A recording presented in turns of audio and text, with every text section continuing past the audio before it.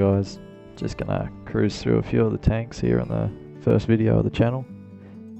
Thanks for tuning in with me, and hopefully I can be entertaining and provide you with a bit of something to take away. So this first tank, it's basically just a corridor Growout tank. We got probably between 20 and 30 bronze corridors in this one. They don't really come out a lot, they just like to hide, but straight after a water change, as you can see coming up on the screen, there's eggs all over my glass. We had issues with the camera not focusing there again, but these guys really do enjoy laying the eggs.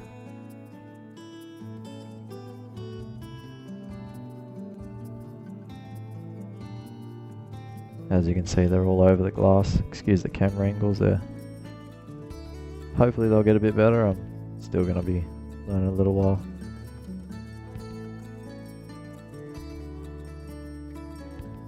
Quite a few there. Nice big healthy community. If you have any ideas on how to escape this tank, I'm all ears. As you can most definitely tell when the camera clears up, escaping's not my forte or strong point in fish keeping.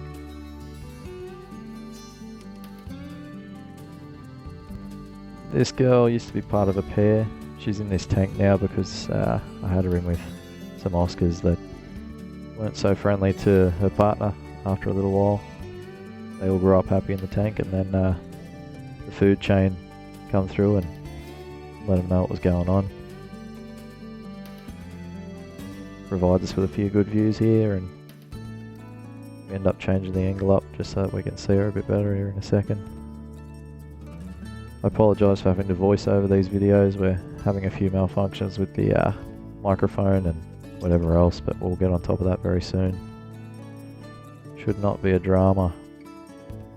As you can see, she's got really nice finnage. She is in a tank that's too small for her at the moment. We're looking at rehoming her, just so that she can have the life she deserves. Tank's only temporary for now.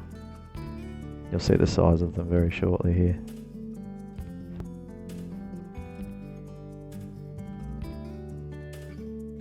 Not ideal for something that big. This tank has, I would say a trio, but there's 4 big breeding size bristlenose. As I'm trying to get the camera to focus a bit there on that big male in there. Just waiting on him to hopefully get some eggs in the cave, and we'll go from there. There's 3 females in that tank with him that are more than ready to breed. They've already given me a fair few eggs. These guys are just part of a swordtail platy sort of clan. I've got in a different tank, just use them as dither fish so that the bristlenose feel a bit more comfortable. As you can tell, escaping is definitely not my forte. These tanks get water changed about twice a week, just to keep that water nice and clean. In this tank again, we've got that same swordtail molly platy mix, and also a group of 5 peppered cories. These guys I haven't got to breed yet, just still working on it a bit. We're not sure of the sexing ratios, whether we've got enough females to male or male to female. Got to work it out and find what the trigger points are. We'll get there. These tanks have all got duckweed and the part of the hygrophila family, that weed. These tanks home to our resident axolotl. When the camera focuses, who couldn't love that face? You come with the name Axel, but we're open to any naming options anybody comes up with, so feel free to find a name for him, guys, if you can.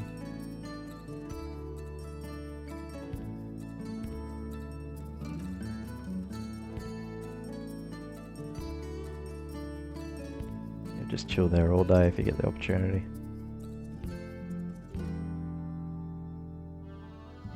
That's a little setup there. Originally it was going to be breeding racks. And in this tank we've got our Growout bristlenose. We haven't got as many as we would like to have. Had a bit of a mishap with one of the tanks and didn't keep as many fry as we would have liked. As you can see though, they're nice and healthy, the ones that we did keep. Please note, none of my tanks are show quality, like at all. In this tank we got a bit of a mix of long fin and short fins, all growing out nicely. Also have the typical fish keeping snail infestation. Again, this tank gets water changed between once and twice a week. Same mix of duckweed and hygrophila.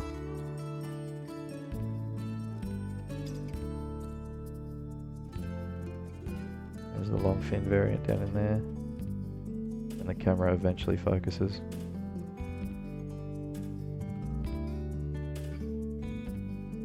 A lot of them throughout the tank, probably 30 or 40 in that tank there.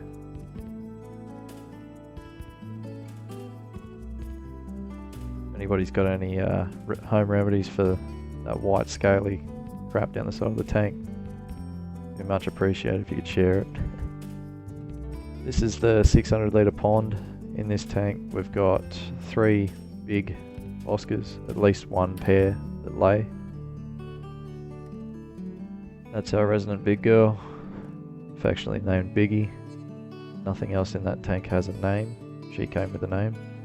It's our big red shoulder Vega, or Vega, however else you pronounce it. Those two are the guys that are the pair. They've laid eggs in that tank before, but never had much luck getting those eggs to come through, obviously because it's a community tank and we have catfish in there. They're just the featherfin variety. That tank's got 2 big 2400 litre an hour pumps on it, plus another 1800 litre an hour canister, just to keep all that water nice and healthy. We're giving them plenty of hiding spots. Again, you can see I'm not scaping. I had to turn the air and everything off to this tank. As you can see here, it was just not ideal for filming. It's just impossible to get a good look at the fish when all that water surface is happening, especially with the wave maker and the input from all the pumps.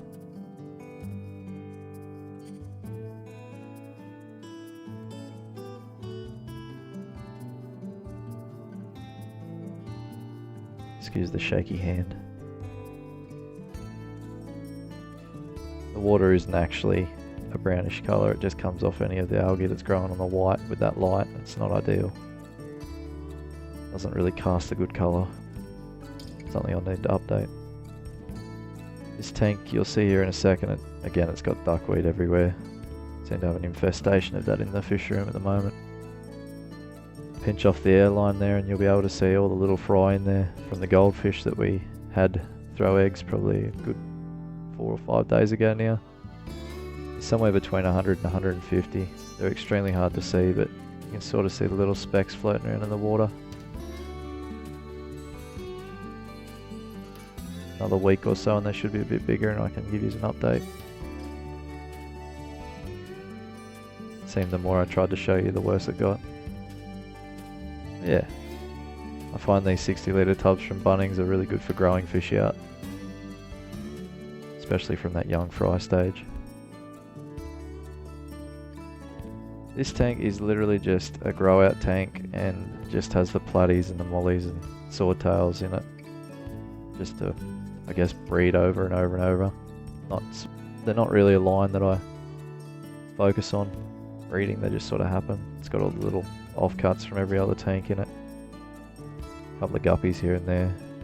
Another probably 50 or 60 of the bronze corridoras.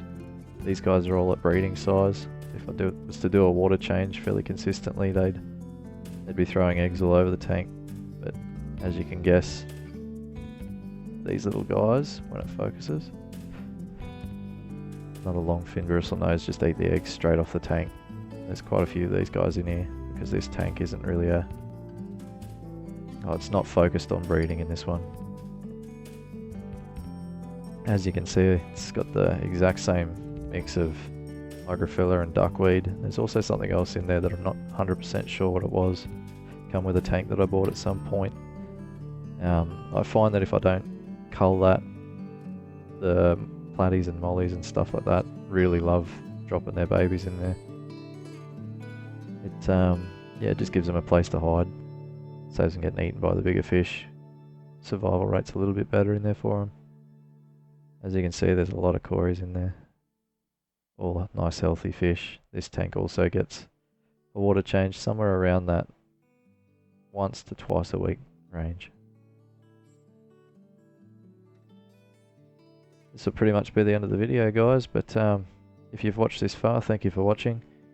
Like I said in the video, the Axolotl's in need of a name.